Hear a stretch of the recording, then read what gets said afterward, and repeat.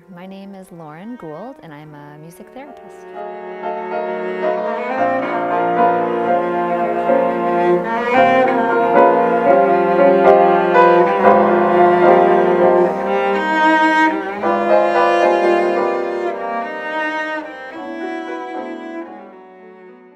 I knew I wanted to be a music therapist ever since I was maybe a junior in high school. I wanted to go into the medical field, but realized I didn't want to go to be a doctor. So I found a book that had all these different careers in the medical field, and I found music therapy, and I was already a musician at the time, and I thought, well, this sounds perfect. It combines my love of music and my love of helping others. So right now I'm currently working in hospice and end-of-life care. So I plan out my day the night before, call everybody I need to call, make sure my appointments are set. So I'll have some cancellations, I'll have some confirmations, it just is the way it is. And I prepare my music. Are there songs that this patient wanted to hear last week that I didn't have prepared or that they requested, and so do I have those ready to go? So I'll prepare that the night before. And then I just kind of start my day. I hopefully avoid all traffic, so I kind of leave depending on when the traffic's not heavy.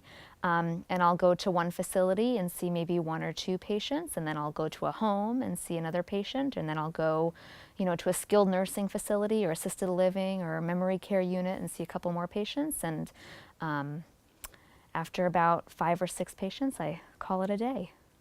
I mostly play guitar, but I do play a little bit of piano for them if there's a piano where they are. I don't have a piano to lug around. I wish I did, but I just don't.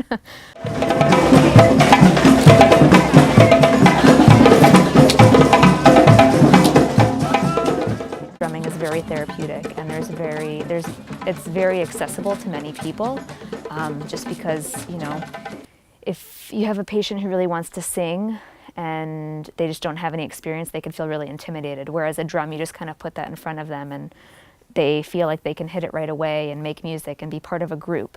So it's very approachable in that way.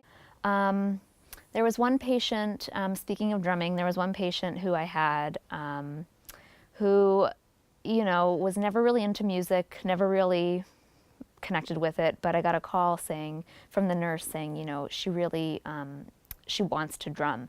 I said, okay, great. So I showed up at her house, very sweet woman, just, very cute, still lived independently, just was kind of declining. And she said, I've always wanted to drum my whole life. I've never played any musical instruments, but, I really want to do this before I go. And so I brought in djembes, I brought in paddle drums, ocean drums, any type of drum, I brought it. And she tried all sorts of different things. We played music, she had a great time. And then she passed away maybe the weekend after. So it's like that was her last hurrah. Like, she wanted to do this, she did it. She felt like her life was, okay to go at that point, and just kind of left.